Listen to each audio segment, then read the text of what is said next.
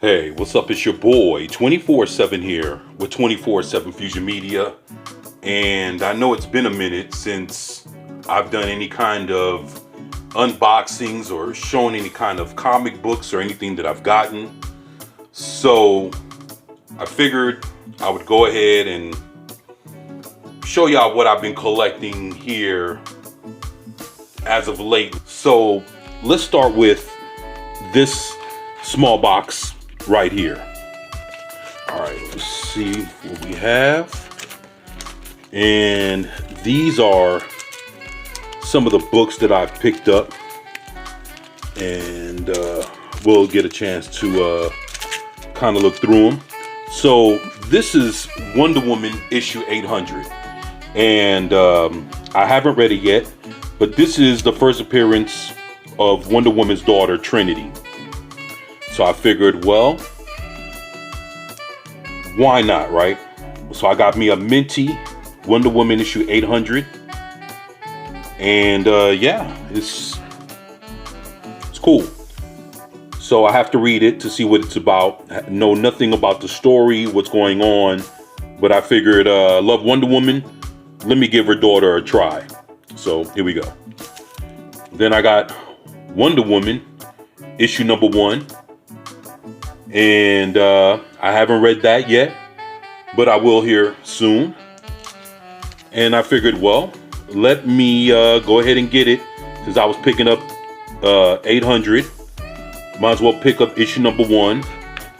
And a little bit after this was released, they came out with a Trinity number 1. Oh shit. Jonathan Kent, Damien, supposed to be in the future, and I still haven't even read this, so I gotta read these and see what's going on with this character. But I figured, let me go ahead and scoop it up and check it out. That way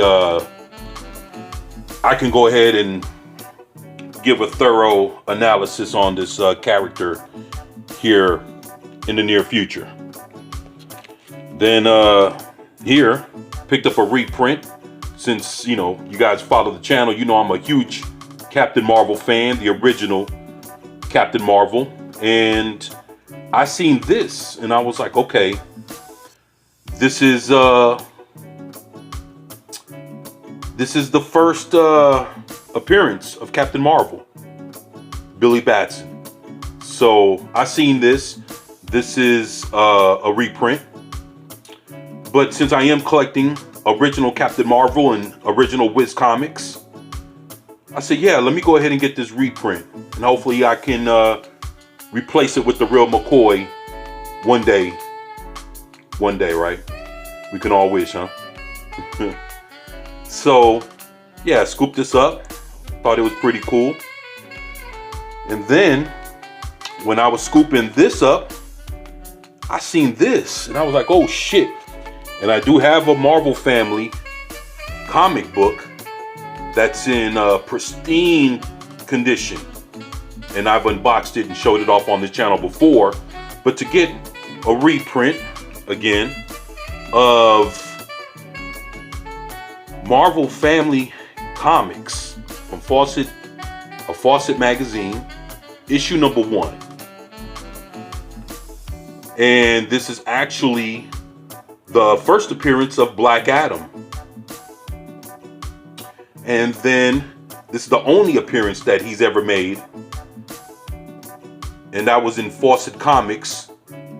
And then when he re-emerged in the 70s, it was under Shazam, after DC had taken Captain Marvel, purchased them, and actually started putting out their own comics. C.C. Beck did the first 8 issues, and then he stepped away from it. So they even had the creator of Captain Marvel doing the first 8 issues of the Shazam series when it first was introduced in the 70s over on DC Comics.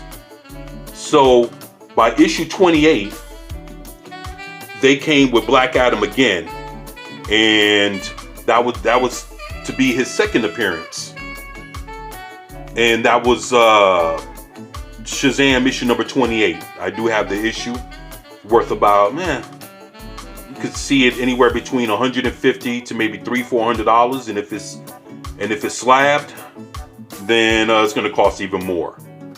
But I figured for now, let me go ahead and get this Marvel Family issue number 1.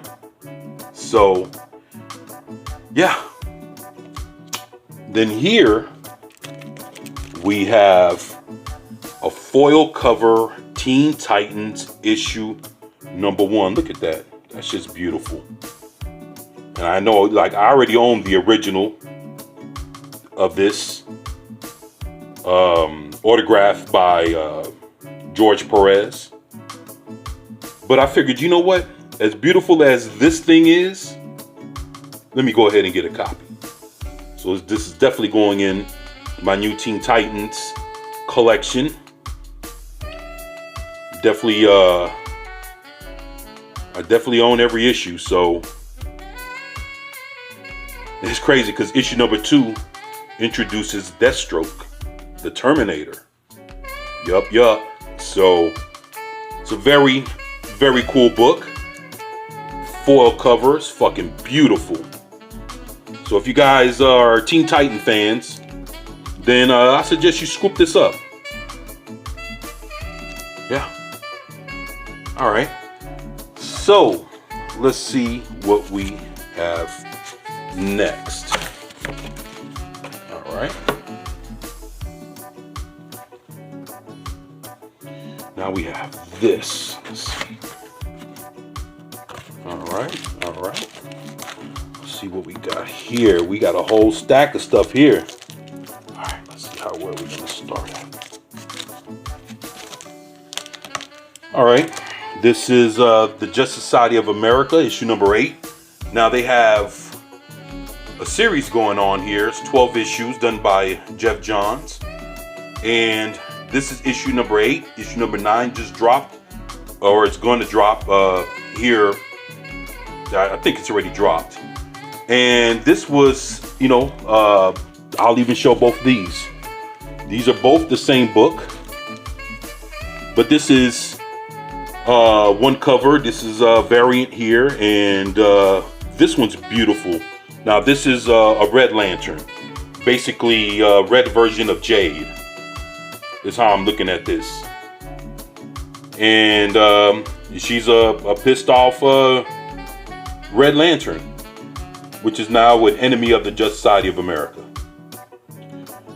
And her origins stem from the Alan Scott limited series that's out right now, that is complete trash. And her father is the villain in that book, which has a relationship with Alan Scott, which is just totally bastarding. And that's Alan Scott. So I don't know, but I looked at this and I figured, hey, this is a good book. This is a hell of a fucking cover. And I love the Justice Society of America, the first superhero team in comic book history. Fucking beautiful cover. And actually, yeah, I would say one of the greatest teams in all of comic books, if not the greatest. Fucking love the JSA. All right, and another member of the Justice Society of America, J. Jarrett the Flash, which is this individual right here, has his own limited series out. And to be honest, this has to be the first time Jay Garrick has had a series or anything on his own since he was first created and had his own book back in the back in the 40s. So this is awesome. And you come to find out that he has a daughter. And this is a very good book. So everywhere I go, this comic book is sold out. Of every comic book shop I walk into, whether it's a chain or a mom's and pop spot, this book is always sold out. So if you like The Flash, and I love Jay Garrick, love him just as much as I love Barry and Wally, this is a book to get. And issue number 4, if I'm not mistaken, just released, so I gotta play catch up. But this issue number 3, some good shit. Now, I know, a whole lot of reprints here, but you know, fuck it, it is what it is. This is a very important comic book. This is a comic book that started off the multiverse. It's when the two Flashes met. Jay Garrick, which that's the father of this young lady. That's when he meets Barry Allen, the Flash. And from this sparked off the multiverse. This particular comic book right here. It's funny. It says featuring the Flash of Two Worlds, a spectacular story that is sure to become a classic, and it definitely became a classic. And it opened up the multiverse. I love the multiverse. You know, the reason why people don't like the multiverse is because they can't keep up with it. It's too much to understand, or probably the fact that it always changes. But the thing is, if you've always kept up with it since the multiverse was established, then you know you know your way through it. Shit, I understood the multiverse back when I was like, what, 7 years old, 8 years old? So 8-year-old me understood what this was and what parallel worlds and universes and all this other shit was. So I don't know what it is, why people dislike the multiverse and it's too complicated for them to understand or whatever, and it always changes. But you know what? If you kept up with it, then you understand it as it goes, and it changes and adapts to be whatever it becomes at its current state. So, but this here is a classic comic. Wish I had the original. Fuck. Hopefully one day. But I'll settle for the reprint just so that I could, read the story, check out, advertisements and all the fun stuff that all these reprints have. So, yeah. Then another one. Alan Scott, Green Lantern, created by Bill Finger and Martin Nordell.